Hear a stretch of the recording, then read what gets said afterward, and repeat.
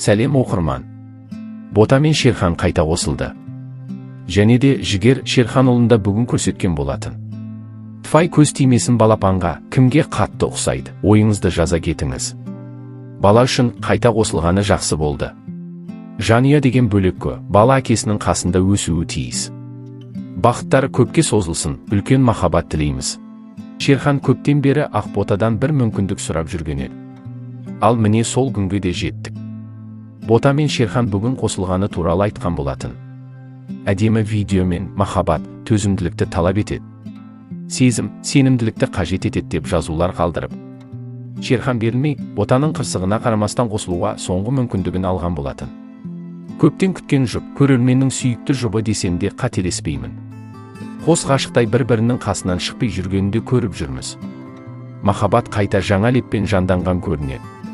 Жас жұбайларымызға тек бақыт тілейміз. Ассалаумағалейкум, халқым, қазақ елім, қалайсыздар? Қайырлы кеш болсын. Ештен кеш жақсы кештетіп шығып жатқаныма айып етпеңіздер. Бүгін көргендеріңіз бар, көрмегендеріңіз бар.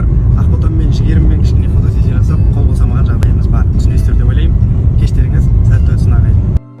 Әрине көрерменнің пікірі өте көп, тек бақыт тілеп жатқандар. Аллаға сансыз шүкір. Осы күнді көрсеткен адам ретінде, ана ретінде Боташты жақсы көрем. Осы күнді бір жылдан аса күттік, бірінші көруші, естуші, жаратушымызға сендік. Және де махаббатарыңызға сендік, Алла ең қайырлы қадам бұйыртсыншы.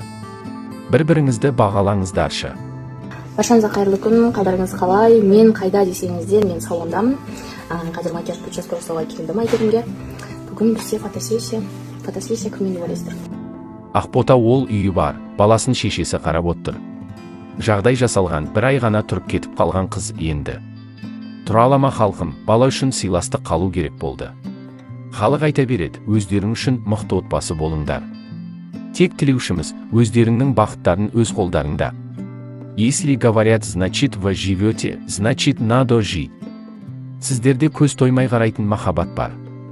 Сіздердің махаббатарыңызды іші тар, өмірде бақытсыз жандар. Немесе көзде көкірегі де жабық адамдар көрмейді. Үйленген жылдары бәріміздің басымыздан өткен. Жылдар өте бір-бірінен жақын адам болмай қалады, шыдамды болыңдар. Шыдамдықты өмір жақсы көреді дейді оқырмандар.